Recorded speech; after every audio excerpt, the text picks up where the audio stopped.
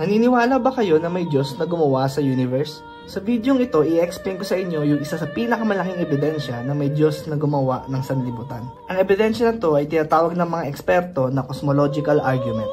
Ang sinasabi dito, una, everything that has a beginning has a cause. Pangalawa, the universe has a beginning. Therefore, the universe has a cause. Or sa Tagalog, ang kalawakan ay may pinanggalingan o may lumikha. Now, let's analyze. First, everything that has a beginning has a cause. Totoo nga ba na lahat ng bagay ay may pinanggalingan o may lumikha? Ano bang sinasabi ng mga eksperto tungkol dito?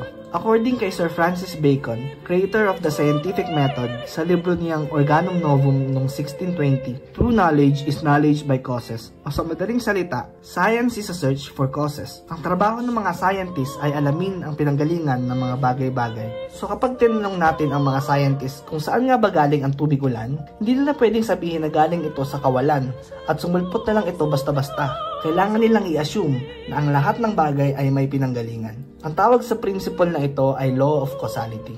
At kahit si David Hume, isang tanyag na skeptic, ay naniniwala sa law of causality. Sabi pa nga niya sa Letters of David Hume published noong 1983, I never asserted so absurd a proposition as that something could arise without a cause. So about sa unang statement ng cosmological argument, totoo yun. And science has to support the law of causality because science presupposes the law of causality. In fact, if the law of causality is false, scientific inquiry is impossible. Pangalawang statement, the universe has a beginning. Ano naman ang mga evidence natin na may pinagmulan ng universe? Actually, marami. Pero para sa video na to, sasabihin ko lang yung sa tingin ko na pinakamatibay na ebidensya. Noong 1965, may dalawang scientist sa Bell Labs na nangangalang Arno Penzias and Robert Wilson. Ang nanalo ng Nobel Prize sa Physics makalipas ng ilang taon nang madiskubre nila ang cosmic background radiation na isa sa pinakamatibay na proof na nagkaroon nga ng tinatawag na Big Bang noong unang panahon. Sabi nga ni Robert Jastrow, isang agnostic astronomer, sa book niyang God and the Astronomers, quote and unquote, no explanation other than the Big Bang has been found for the fireball radiation, and that the radiation discovered by Penzias and Wilson has exactly the patterns of wavelength expected for the light and heat produced in a great explosion.